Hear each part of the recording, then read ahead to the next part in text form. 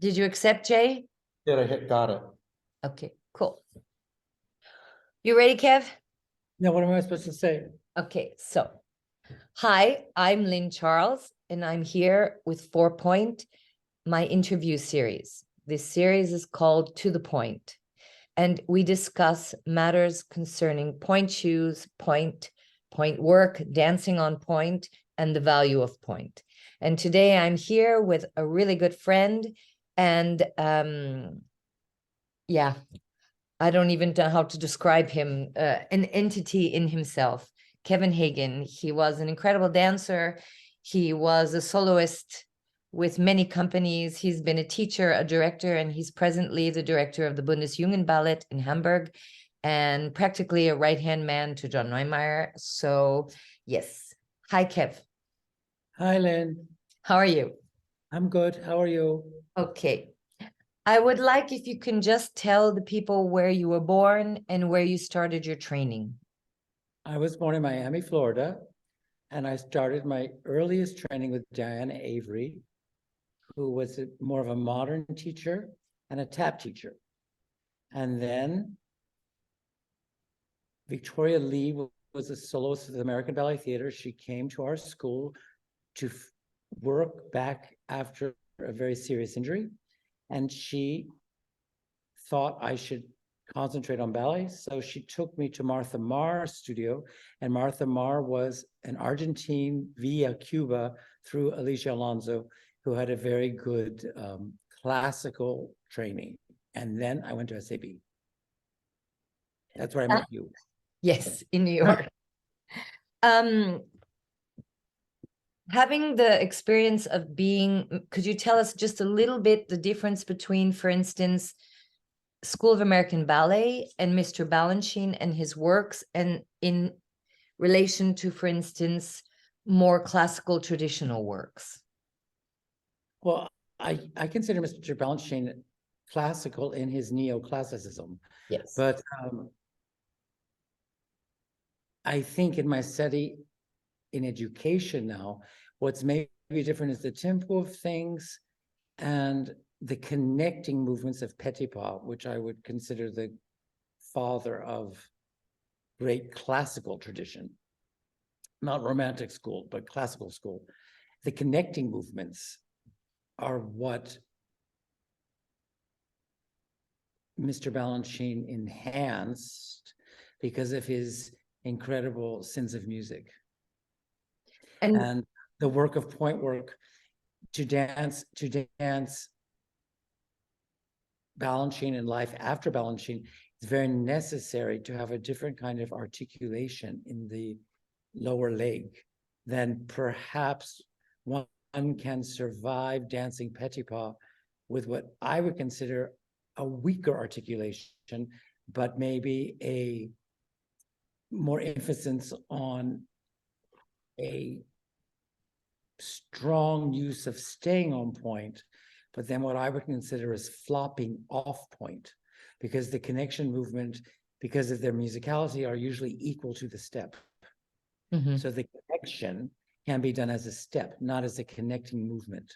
Mm-hmm. And it's very clear since Mr. Balanchine or Mr. Tudor or choreographers of the 20th century brought a different priority to the music, or the Mr. Tudor was the drama, but it has an entirely different point of view of the connection on and off point. I think the romantic choreographers, Giselle, La Sophie, Bournonville, Corelli, they had an incredible sense of suspending off point, probably not staying on point too much, or the use of piqué was probably more valid than the use of releve at that time. And then with classical dancing, it was to stay on point, to stay, to turn on point, to balance, to, and somehow Mr. Balanchine is not about, it's not about that. It's about dancing, connecting dance and choreography in point shoes. And someone like, even later, when you go to to Macmillan and Krenko, the English trained Ashton. Ashton was sort of fanatic about Pavlova. So it had this kind of Pavlovic sense of lightness and intricacy, which is almost what I would relate to the French school, to be honest. But if you go through great physical choreography, starting with Mr. B, going maybe passing the English, because it's not it's a different priority. The Ashton and Krenko and Macmillan, it's a different priority in their work. For me, I think once you get to Neumeier and Forsyth, and after the contemporary young people searching for point work, what to do with point work, it's about how to get off point, and the use of the point shoe not only on the tip of the shoe, but in between the tip of the shoe and the heel, or the tip of the shoe in the middle of the foot. And that is missing a lot in the education. I think that that whole philosophy of lift your heels, keep your heels up, I think that's an incredible concept, and it's correct, but it doesn't really mean dance around the point, which you actually understand very well. It's having the weight in a place, what's called the forefoot. the forefoot, so that one can use this. And even today, I was teaching the girls in my class, we were working, and it's not that you need to have the weight only on the toe and the heel up, but you need to have you don't need to be sitting in the back of the leg in a huge plie to jump up to a point. Much less, you need more resistance in a plie and less bend in a plie. I have a question, because for me, it's really, really interesting in this series to have a male viewpoint, because women go on point more than men do. And so my question is, as a partner, we dance together, you dance with many great ballerinas. Can you, because this is something we as women cannot tell, can you tell the difference when you're partnering a woman, if she has good point work or less good point work? Can you feel in how things move? Can you feel a difference? Yes, because you take it from the off balance, which is the balance in partnering. To be a good partner, and to be a good ballerina being partnered, one has to have this sense of the limit of the balance, which is the suspension of the movement. So it's connecting that. And if someone has a strong point work, the resistance of the lower leg, one can definitely feel in the weight distribution that we use to help guide the movement in pas de deux. Because cool. I try to suggest to the young men that if she's too light in your hands, that means she's totally on balance. And you have to but she has to also have a technicity to know that you don't keep her totally on balance. You have to have her a little off balance, so that when you put her on her balance, she can suspend from there. Otherwise, it's a passive movement without I would call it's not 3D dancing. And somehow 3D dancing involves the entire body, but if one has a lower leg or an education of how to use the lower leg, not only the back of the leg, the hip and the kneecap, and the use of the turnout, because it's almost like one wants to use the use of the rotation and the resistance to create a line or to create a movement, not the facility of an easy hip or an easy joint, because beautiful insteps doesn't mean good point work. And I've seen that it is so often today that we train, the schools are getting very good. They have been good before, but now it seems that the bodies are coming, the insteps, the hyper knee, the look. The look is very important. And I find it's very dangerous, because then one sits in those shoes and they can afford to pop their insteps, turn out their hip, because most of them are accepted into the school because they have that kind of facility, and hang onto their foot, which I find so unattractive, because it's pretty to look like maybe in a picture, but then how can you dance out of that? Because it's really all about the dancing in the end. How does one move with the beautiful lightness and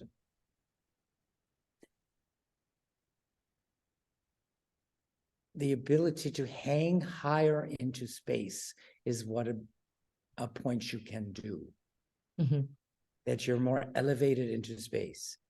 Well, that was its origin anyway, was to give this higher level when point shoes and point dancing first came about. It was to give this more ethereal look. Yeah. Which relates to spiritual. Yes. You are the director of the Bundes Jugened Ballet. And this is, I would like you just to tell people what the Bundes Jugened Ballet is. And then I was really honored that you asked me to teach 4pointe to your dancers. And I would just like for you to say, how was that for you? And do you feel that it was beneficial? And how do you feel it connects with what you are trying as director and artistic cultivator of these dancers, which is what I believe you are, how you feel this intertwines with your work? Well, the BGB is an idea from our founder, Papa, John Neumeier. And of course, he's so highly intelligent and he's a genius. And he found a concept that would be so good between graduating and company. And of course, we have a big school, but we don't only feed. It's not the Hamburg Ballet. We don't only feed the Hamburg Ballet School into the Hamburg Ballet Company. And the BGB is not only for the city of Hamburg. It's also funded by Germany. And his concept was to have a company that wouldn't necessarily have a home. We are guests in Hamburg Ballet Center, John Neumeier. But this is not, we don't have a home. We take dance, it's only 8 dancers, and it only exists for 2 years between graduation and 23. And it's almost like going to college after you graduate from high school and having an extra 2 years to develop all the different aspects of dance and what dance really should mean. That it's actually from a simple performance level, where I always tell them we don't want to amaze the eyes, because everything today with YouTube and the digital generation, it's also amazing. And I think, I don't think we need to amaze people. I think that Eric Brun said something so valid to me when I was a student, that was, you don't need to be great, try to be good. That's hard enough. And it's something that I try to keep alive, is the ethics of dancing well. And in the performance level, not entering into dance as an entertainment or, for the use of a better word, circus form of dance. Of course, I was so influenced by my time at SAB, watching all of the balancing repertoire, and it's so beautiful because you can't say that the dancers have less technique than the stars of ballet theater of that time that could do 32 foites in Swan Lake. Is that technique, or is that strength? Else. Is that the priority of dance? For me, it has never been. Because yes, with the foites, without the foites, but I have found in my lifetime, when I have watched the great Swan Queens, not many of them had an easy time. The ones I would consider the great Swan Queens did not have an easy time with the third act foites. And I don't know if that's maybe one day somebody born with with both, we'll be able to achieve that. But I think that coming from SAB, we learn from Balanchine's great ballets that we learn that dance is an art form. Mm. That choreography is a great art form. Mm. We're an equal art form to opera and music, which is part of what I try to influence into the young dancers. We always have the BGB. We work in old people's homes, in schools for different gifts of children.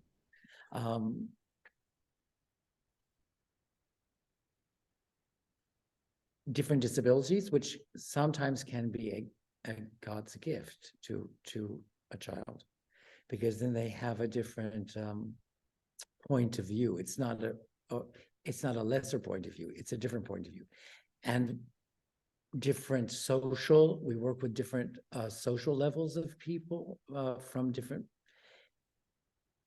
amounts of money. We were just in South Africa for 3 weeks, and it was. People always say it's so good because we bring so much to them. And I always look at it another way. I think that actually they bring more to us because we realize why we wanted to serve an art form. I don't think a dancer needs to think it's a good job and one needs to get famous doing it. I don't have an appreciation for that kind of dancer. I prefer an artist that is searching and constantly searching. That's why for me, working with a group like the BGB, I think is an ideal job because it continues the education. Yeah. And unfortunately, that many, what they like to call now, the new thing is, but I'm a professional dancer. So I just hate that word too, because if you're a professional dancer, that means you don't work anymore. It's not important how you do tendu, or how you roll off point, or how you roll under point, or how you lift your heel on point, I'm just using point because that's what you brought to us. And I mean, I've known you forever, and your point work was exquisite. And I think that you've boiled it down to a technique to teach people that is such a valuable tool, that it's not just a mannerism of rolling through 3/4 point. It's not gooey. It's not something, let's add icing on it. And I believe how you achieved it, and probably Monique, I think probably Gelsey, certain dancers had Violette, a wonderful use of the foot, that there was not a shoe on the foot. The foot had the support of the point shoe, but it wasn't the point shoe banging on the floor, holding them up. And it's very difficult. And I think that you understood it. You are always so intelligent. And what you've done very well now, I feel, is taken it to a point for them and for individual foot, individual leg, individual station in their journey as dancers. The training is individual. It's not a program. It's not, let's do a program and your heel has to be there, your knee has to be there. And I guess in the Russian language, it's the knee, the foot. So it can be sort of universal. So that when they say stretch the knee, stretch the foot, but in English, it's your foot or your knee. And I think that we can't forget that, because each person's knee and foot and hip are totally unique. Yeah. And that's what you can do so well, is when you center it. I love that you do not overcrowd your class, that you do want to have one-on-one. That's why the media world works very well for your work. I think it's tricky for other levels of choreography and dance, but for 4 points, it can be almost even equal to being live. Because I know when we had Corona and I had to teach, I didn't have to, I wanted to teach company class. So I was Zooming them.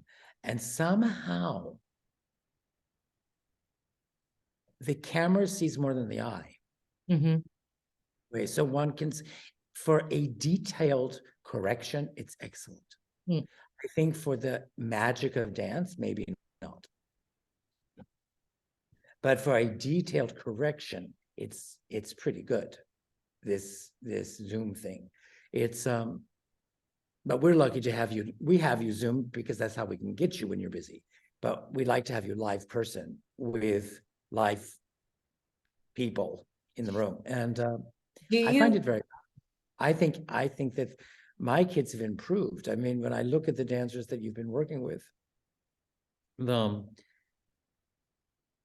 shape of the foot, the strength of the foot, the vocabulary of the foot can only help enhance, especially young choreographers, because now we don't have so many young choreographers that are interested in developing the point work with point. And it's not to even rest, like there's a whole generation that went through Balanchine's Agon and Four Temperaments and sort of exaggerated it and made a style out of that. And that's already really dated. Yeah. In my opinion. If we put one more piece of minimal music and one more unitard, I don't think so. And it needs to be, they need to keep searching and find, because to be able to achieve a brilliant second act Swan Lake or second act Giselle, one is romantic, one is classical, not how much they balance or turn or how high the leg is, but the use of the resistance of the earth can only make the suspension of the air, the space, higher. And 3D. I use that word a lot with my kids. That we have to dance 3D, emotionally, physically, technically, spiritually. And we can't lose that, because it's not what I never finished my sentence about the BGB, that we don't want to amaze. Amazement is so banal. We don't want to amaze. It doesn't need to be fabulous. We don't need to amaze an eye. We need to touch something in the human being, touch something in the public that is essential poetry. And sometimes you can't see that, especially on a film or on a YouTube, or you can feel that in the space between the witnessing, the audience. They witness us and we offer what we have to tell them physically. And it's not, hopefully they're not judging us. That's why I have such a little bit of a problem with critics, because I think they have to enter into the world to understand the world before they can possibly have a point of view of criticism that is not honest enough, that's not true enough, because it's not criticism of dance. You can't compare. It's like why I hate dance competitions, because you can't compare artists. And an artistic journey of a performer has to be taken open from the viewer and the so-called important viewer. Too many people would be the critic. I do not believe that. I think there's very few people that can judge an artist, to be honest. I think all we can do as teachers and directors is to serve like my teachers. I was very lucky that I had Stanley and Eric and Diana Avery and Martha Marr, and I was exposed to Mr. Balanchine and Jerry Arbens and Mr. Tudor and Agus DeMille and wonderful, wonderful teachers, of life teachers. Gage, Bush, and Richard, when we were in the second company, the first second company that ever existed, Ballet Rep. Yeah. And yeah, it's a journey that has to be, we can't forget the essential things. And a releve, it's not how you get up there and stay. It's how you spin to descend. And that I think is what you do so well.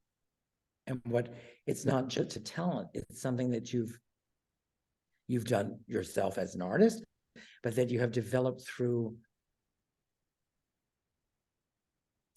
study and science. And so it's a wonderful gift you have, and you're giving us. That's why I've asked you, not that you're my friend. I have many friends, and all my friends do not work with BGB, because I believe that it's my job to offer them things, people all different, that can bring them farther forward in their journey. In talking about that, because I think you're just an amazing teacher, I wanted to have your viewpoint. I think that what I'm trying to do with 4pointe, living in an age that is very concerned with being inclusive, I find that in teaching 4pointe, I want to be inclusive. What you mentioned before, because no two girls have the same point, no two girls have the same legs. And I've met people who say, no, you just have to teach the same thing for everything, for everyone. But I don't think that works anymore, because I think that if we want to develop dancers as individuals, we can't just write them off as all being the same. I understand when they're smaller and they're coming up in the school, there has to be, I understand the value of a syllabus, but I think it should be a guideline, a law. Exactly. The value of respecting the magic of the workspace.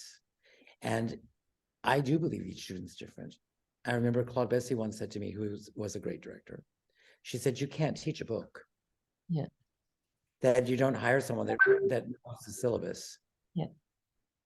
You have to be able to teach what you know. Suki always said that too, an excellent teacher, that none of us can teach everything. Yeah. And none of the young students can achieve everything, thank God. That's what's so beautiful about the dedication to a life that can never be stalled, finished. There's never an end, because there's always something to work on. And that was the beauty, I think, of being brought up by people like Eric Broom. That sometimes it was hard, and people could think it was tough and bitter, and it wasn't bitter. It was realistic. That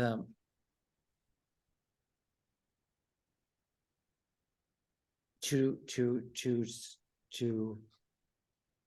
be comfortable in a state of good enough is okay, but it's not interesting to me. It's to always strive to be your perfection. Eric used to say that too, that it's, no one is perfect and no one has the truth. He used to say, today my truth is this, but it's my truth today. Tomorrow it might change, but it must come from an honesty to your work and to yourself. That as teachers, we have to help them find their truth for that moment. And that is inclusive in just that mentality, to think that way, that it's always evolving your truth. Your one's truth will always be evolving. One's point of view, and that's why being inclusive with everything in life. Now we have the young generation are very inclusive with their gender, with their sexuality, I certainly think it's not a negative point of view. it's a realization of this group and this maybe the woke generation, but it certainly has, it can open eyes for the eyes that are half sleeping. Mm. I said, I mean, I don't think my eyes have ever been sleeping with these questions, but I don't find it bad. But I think one cannot be preoccupied with, they can't be only occupied because it's not a preoccupation, but one can't occupy their artistic life with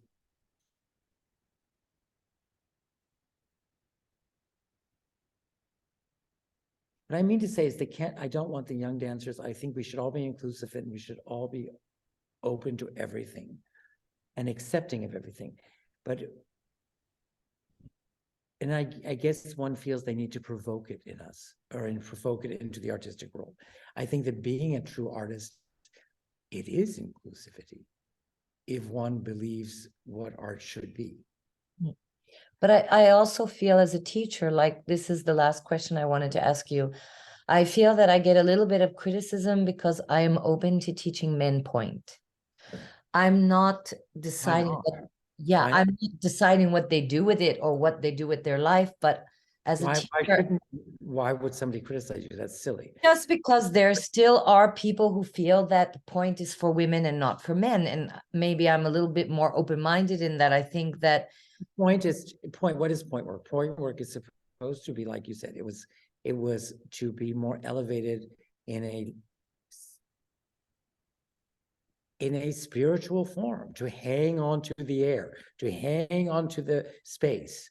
So I don't think one can specify a gender or a section.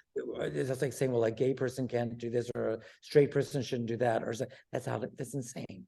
I don't find that at all a human point of view, and therefore it's not at all an artistic point of view. Because if we're trying to train young artists, then we're also training young human beings along the way. Yes. I just find that ridiculous. That don't even listen to that. Because also I find then you have to be provocative, because that's what the argument is with the woke. They say they're too provocative, but then perhaps then that's giving a great argument to people that say, like I said, perhaps it doesn't need to be so provocative. But then obviously it does need to be provocative if people are so small to think men shouldn't dance on point. Well, why not?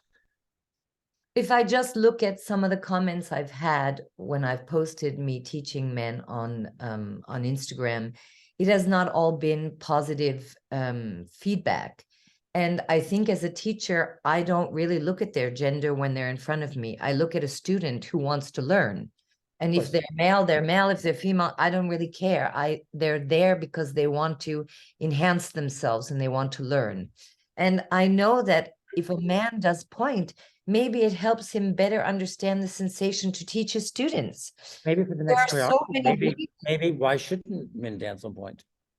Yeah, absolutely. I mean, I think maybe more men should be trained on point, and therefore maybe we can we'll find a new choreographer that will go beyond the genders of the groups on point. That's what I think too. Yeah, I think we have to be, I feel as a teacher, open-minded to the student who is in front, and that everything else doesn't matter. You're there to teach them. And I think it's very small-minded of people to look at it based on a gender. I think that, it's ridiculous. Yeah. This has been fantastic, Kevin. Thank you so much. Thank you. I think it's been super informative, and I love your artistic viewpoint, and thank you for sharing it. Thank you, love. Talk to you soon. Kisses. Ciao, ciao. I don't know how to turn it off. Jay.